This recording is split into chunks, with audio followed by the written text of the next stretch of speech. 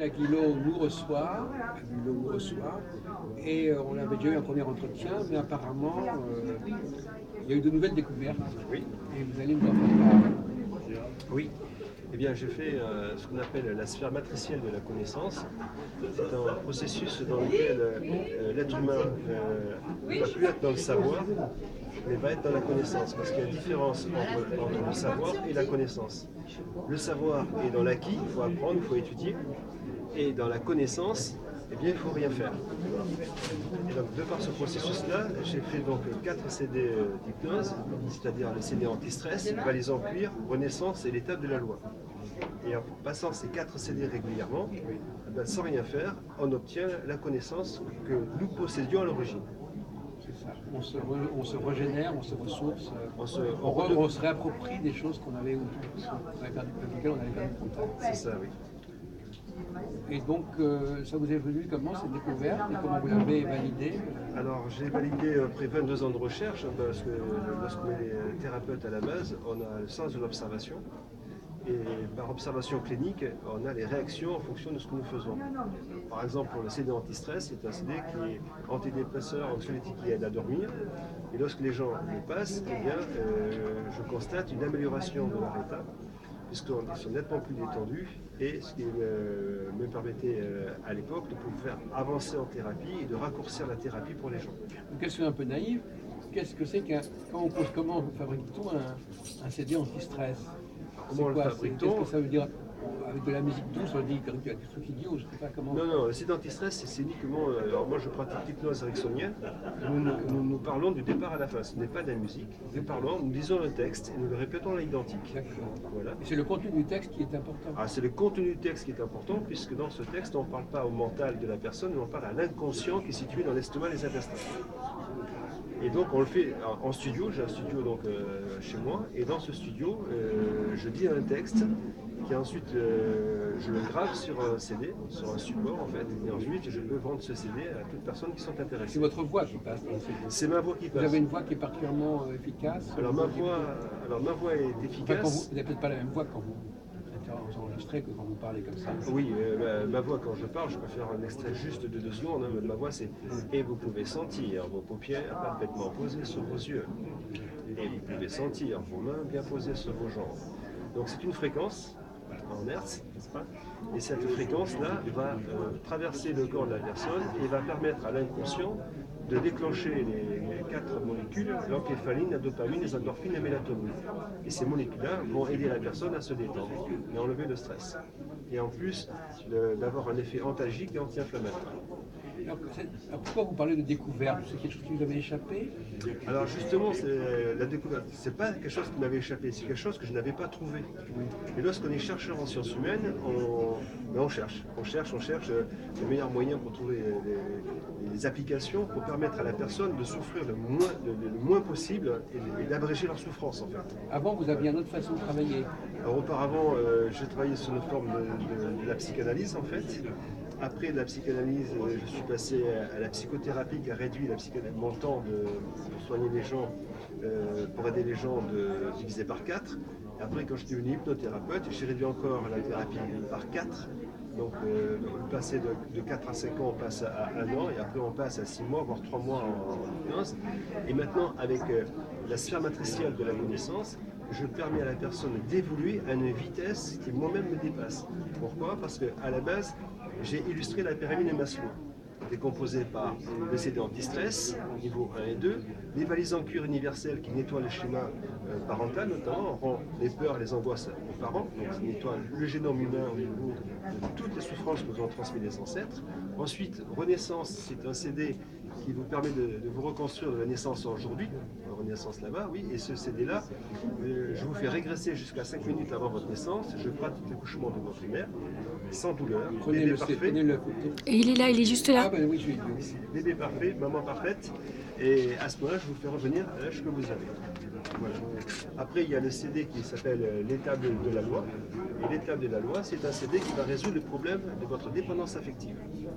en dépendance affective à votre père, à votre mère, dépendance affective au tabac, à l'alcool, etc. C'est toujours le rédactionnel qui est à la base. C'est ça. C'est à vous de trouver la bonne formule, C'est ça, la bonne c'est à formulation. moi de trouver la bonne formule. Et vous avez le sens de la formule, enfin vous avez...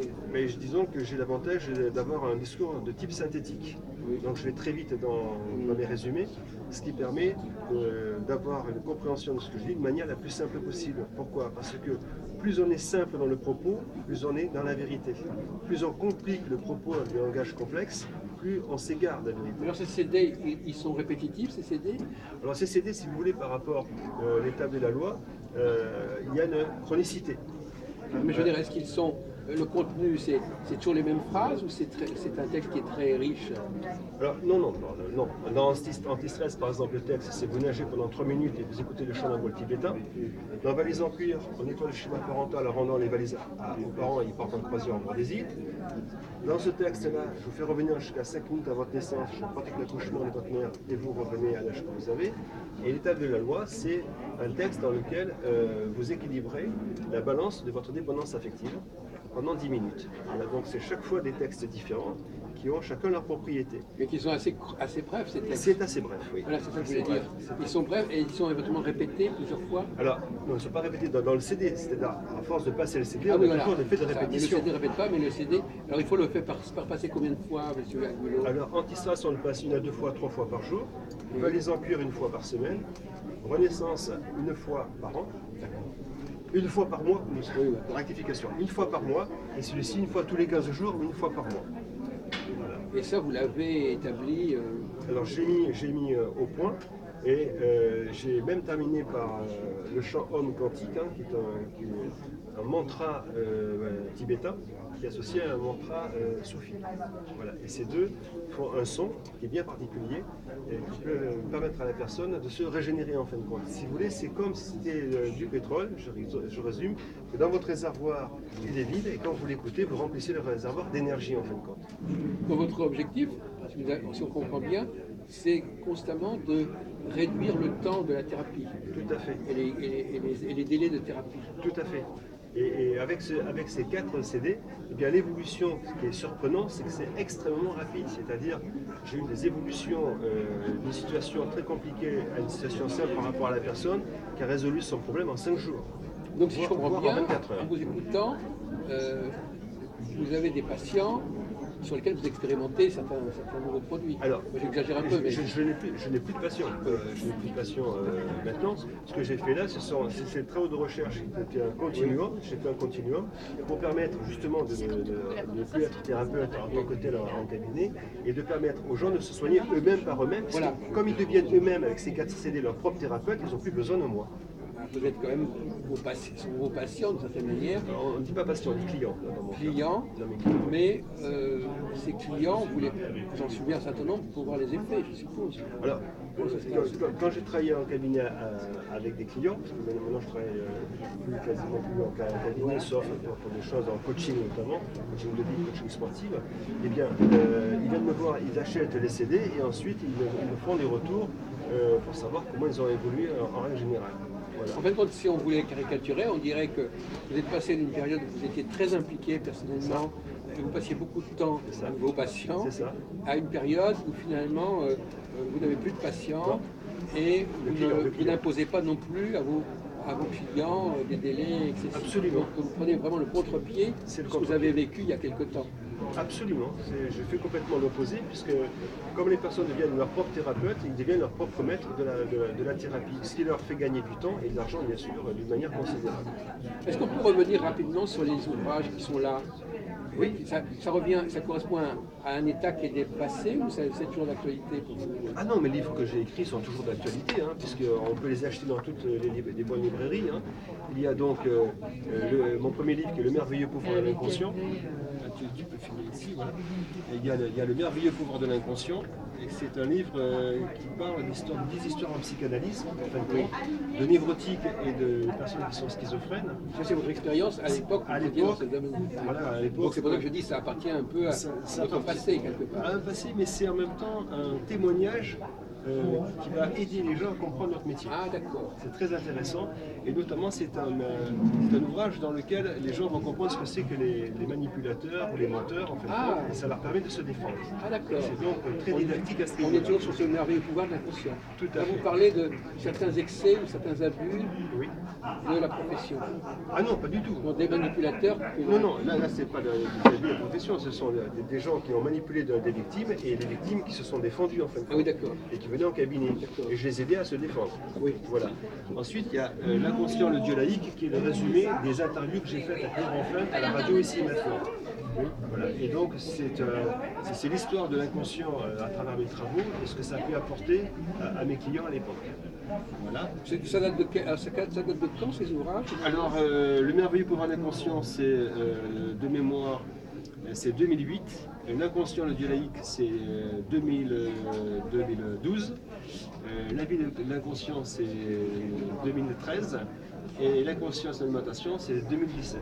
Et donc votre évolution que vous avez décrite, elle s'étale sur une période relativement courte finalement. Enfin, les transformations successives, psychanalyse, psychothérapie. Ah non, c'est 22 ans, donc c'est 22 ans.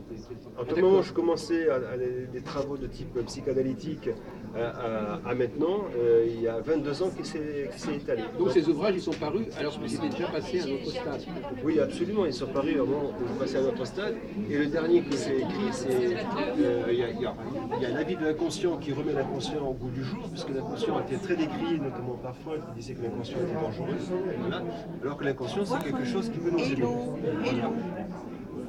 Et le dernier livre que j'ai écrit, c'est le tome 2, c'est l'inconscient et son alimentation, qui permet à toute personne d'avoir un livre matriciel, puisqu'il y a 18 pages de bibliographie, qui va permettre aux gens de bien se nourrir, comment bien alimenter l'estomac et les intestins, puisque, comme on le sait, comme disait Yves Coppens, les intestins n'ont pas évolué depuis 50 000 ans. Et donc, on appelle l'inconscient, c'est aussi notre corps.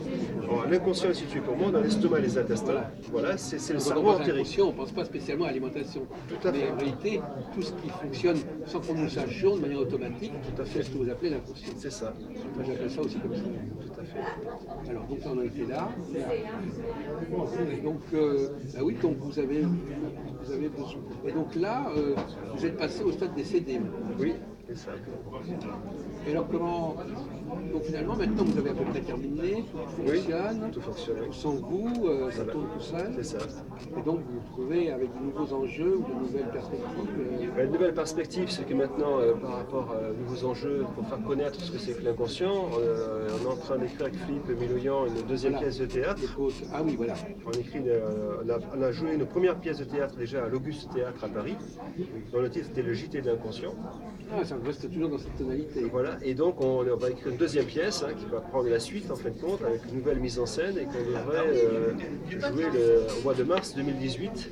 C'est mis en place et on termine l'écriture d'un troisième tome avec Philippe Miloyan au niveau de l'inconscient et ses langages. Toujours sur le plan théâtral. Ah non, le troisième livre c'est un livre qu'on est en train d'écrire et sur le plan théâtral on est en train d'écrire une deuxième pièce. Tome 2, tome 3 et les deux autres c'est pas des tomes. Non, c'est pas des tomes, les deux autres livres ce sont des livres que j'ai écrits moi-même en tant qu'auteur. Et alors ici, à ce salon, qu'est-ce que vous avez enseigné alors finalement dans ces différentes conférences? J'enseigne ce que c'est. À peu près, c'est ce qu'on a dit là. J'enseigne la sphère matricielle de la connaissance, qui permet à tout un chacun de posséder la connaissance sans rien faire. Voilà. Et donc ça peut servir de... Et alors finalement, vous avez eu des réactions, il y a eu des questions intéressantes? Ah, une question, bien sûr, c'est quelque chose qui est intéressant parce que les gens confondent le savoir et la connaissance. Voilà, on revient à la question de tout à l'heure. Et donc pour moi, tout le but c'est de faire retrouver la connaissance que nous possédions auparavant. Pourquoi? Parce que le savoir a éteint la connaissance. C'est vraiment la fait de... Oui, c'est-à-dire que la connaissance, elle est là, mais elle est subconsciente. Elle est dans l'inconscient, voilà. C'est-à-dire tout le monde la possède et par l'hypnose ericksonienne. Alors l'hypnose ericksonienne, c'est une hypnose dans laquelle ça s'apparente à de la méditation, en fin de compte, dans laquelle on est conscient du départ à la fin.